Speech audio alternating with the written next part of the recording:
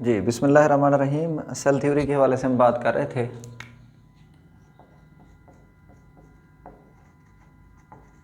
देखिए, cell theory में हमने रॉबर्ट हुक की बात की थी, इसके बाद फिर हमने रॉबर्ट ब्राउन की बात की थी। देखें, जर्मन ज़ूलॉजिस्ट था थियोडर शीवान जी 1839 में, और दूसरा जो था वो जर्मन बॉटनिस्ट था जी शिलीडन। अब देखें, इन दो साइंटिस्ट ने अलग अलग वर्क किया, वर्किंग इंडिपेंडेंटली, अलग अलग काम किया, लेकिन काम इन्होंने अलग अलग किया, लेकिन दे फाउंड, इन्होंने ये देख लिया। अब देखें उन्होंने क्या देख लिया कि इन्होंने ये देखा कि सेल कंसिस्ट ऑफ, कि सेल जो मुश्तमिल है 3 बेसिक पार्ट्स, कि सेल के 3 बुनियादी हिस्से होते हैं। देखें, दरमियान में एक न्यूक्लियस होगा और न्यूक्लियस सराउंडेड होगा फ्लूइड से। इस फ्लूइड को बाद में नाम दिया गया साइटोप्लाज्म का। और इन्होंने ये भी कहा कि ये जो फ्लूइड है it is surrounded by a thin membrane. इस फ्लूइड के बाहर एक बारीक मेम्ब्रेन होती है, जिसे बाद में नाम दिया गया प्लाज्मा मेम्ब्रेन या सेल मेम्ब्रेन कह लें। हाँ, इन्होंने ये भी कहा कि जो सेल वॉल है they said an additional structure, cell wall एक इजाफी स्ट्रक्चर है, एडिशनल स्ट्रक्चर है, जो सिर्फ मौजूद होती है इन प्लांट सेल, जो प्लांट सेल में होगी। अगर ये प्लांट का सेल है तो फिर 3 की बजाय जी 4 पार्ट्स हो जाएंगे। देखें, ये न्यूक्लियस हो गया, ये फ्लूइड जिसे साइटोप्लाज्म नाम देंगे, ये सेल मेम्ब्रेन या थिन मेम्ब्रेन, ये सेल मेम्ब्रेन है, और इसके बाहर एक सेल वॉल भी होगी। प्लांट सेल में सेल वॉल भी होगी। इसका मतलब ये हुआ कि जर्मन ज़ूलॉजिस्ट जो थियोडर शीवान था 1839, और जो जर्मन बॉटनिस्ट था शिलीडन 1838, वर्किंग इंडिपेंडेंटली, ये अलग अलग काम कर रहे थे, came out with the same theory, लेकिन उन्होंने एक ही थ्योरी बना डाली, कॉल्ड द सेल थ्योरी, हम उसे सेल थ्योरी कहते हैं। अब देखें, दे फाउंड, उन्होंने ये देख लिया, क्या देख लिया कि सेल जो था कंसिस्ट ऑफ 3 बेसिक पार्ट्स, के सेल के अंदर 3 बेसिक पार्ट्स होते हैं जी। न्यूक्लियस होगा, बाहर फ्लूइड होगा जिसे बाद में साइटोप्लाज्म कहा गया, बाहर उसके एक पतली बारीक सी मेम्ब्रेन होगी जिसे सेल मेम्ब्रेन कहते हैं। हाँ, इन्होंने ये भी कहा कि अगर कोई प्लांट का सेल है तो they said cell wall is additional structure, कि अगर कोई प्लांट का सेल है तो उन्होंने कहा कि एक एडिशनल स्ट्रक्चर जी क्या मौजूद होगी, सेल वॉल।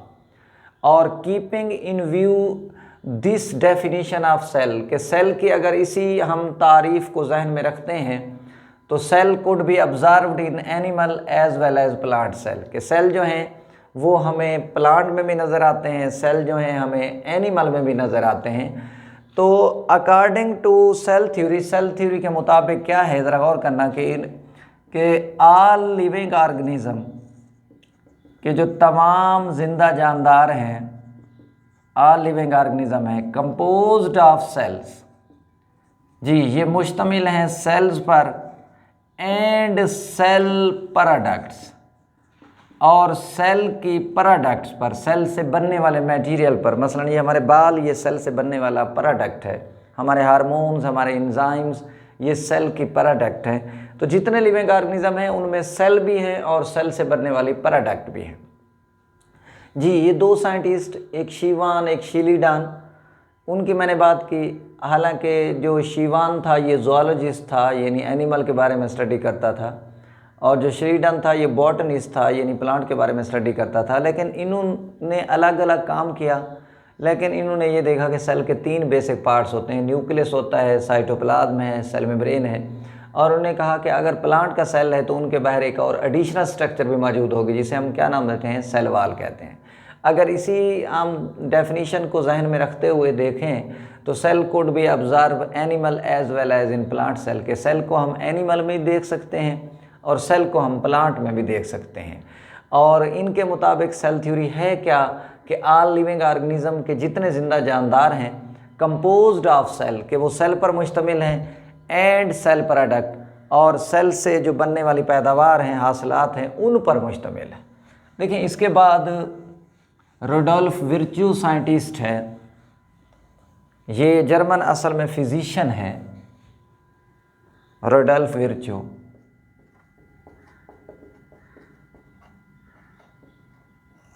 जी इन 1855 ये जर्मन फिजिशियन है।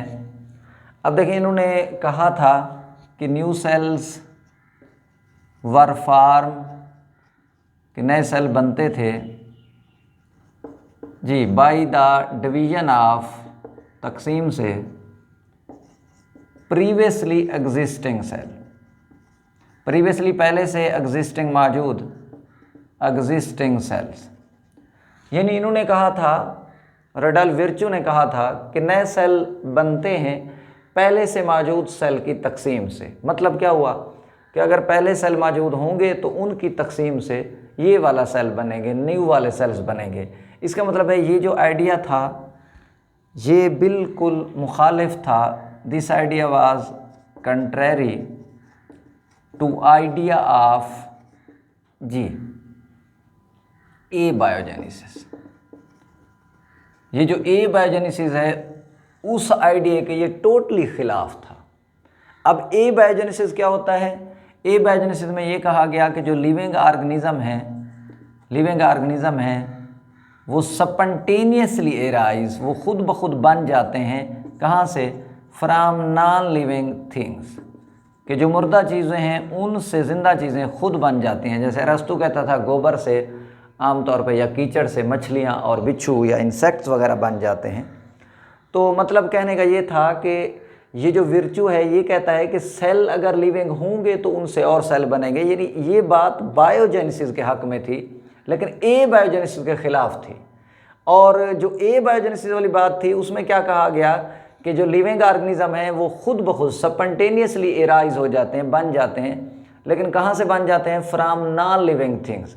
और ये बात आपको पता होना चाहिए कि जो ए बायोजेनेसिस था ये उस वक्त का जी मोस्ट आमतौर पे एक्सेप्टेबल, यानी सबसे ज़्यादा माना जाने वाला, बट कंट्रोवर्सल, लेकिन मुतनाज़ा, यानी लोग इसकी मुखालफत भी करते थे, आइडिया था about the origin of life, जी ज़िंदगी की इब्तदा के बारे में एट दैट टाइम।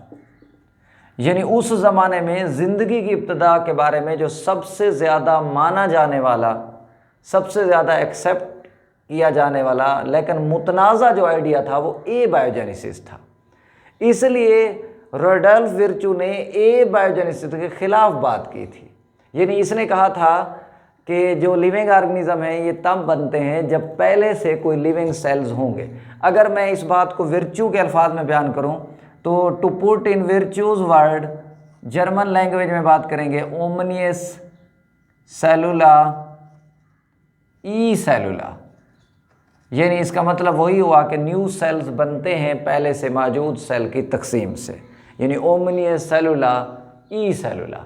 जी मैंने रोडोल्फ विर्च्यू के हवाले से बात की, ये जर्मन फिजिशियन था। इसने क्या कहा था? सेड कि न्यू सेल जो है were form by the division of previously existing cell, के नए सेल बनते हैं जी पहले से मौजूद सेल की तकसीम से। टू पुट इन विर्च्यूज़ वर्ड, अगर हम विर्च्यूज़ के अल्फाज में बात करना चाहें तो ओमनियस सेलुला ई सेलुला, मतलब वही है कि न्यू सेल बनेंगे पहले से मौजूद सेल की तकसीम से। और आमतौर पे ये जो आइडिया था it was contrary to the idea of a biogenesis. ये जो विर्च्यू का आइडिया था ये ए बायोजेनेसिस के ख़िलाफ़ था। अब ए बायोजेनेसिस के मुताबिक क्या था कि लिविंग ऑर्गेनिज्म जो है वो खुद ब खुद एराइज हो जाते हैं, बन जाते हैं from the non living things, जो मुर्दा चीज़ें हैं उनसे ये खुद ब खुद जो हैं वो बन जाते हैं। लेकिन मैंने कहा कि ये जो आइडिया था आम तौर पे उस ज़माने में कि ए बायोजेनेसिस वाला, ये सबसे ज़्यादा माना जाने वाला था, एक्सेप्टेबल था। लेकिन आम तौर पे यानी एक्सेप्टेबल को हम प्रीवेलिंग भी नाम दे सकते हैं कि गालिब था। जी ये सबसे ज़्यादा एक्सेप्टेबल या प्रीवेलिंग था। लेकिन ये आमतौर पे कंट्रोवर्सल था, मुतनाज़ा था। About the origin of life, ज़िंदगी की इब्तदा के बारे में एट दैट टाइम, उस दौर में। अब रेडल विर्चू के बाद जो है आमतौर पे पास्चर ने बात की थी। अच्छा देखें, पास्चर ने 1862 में बात की। इसने क्या कहा था? इसने प्रोवाइड किया था, मुहैया किया था एक्सपेरिमेंटल प्रूफ, यानी तजर्बाती सबूत मुहैया किया था, एक्सपेरिमेंटल प्रूफ दिया था ऑफ विर्चूज़ हाइपोथेसिस।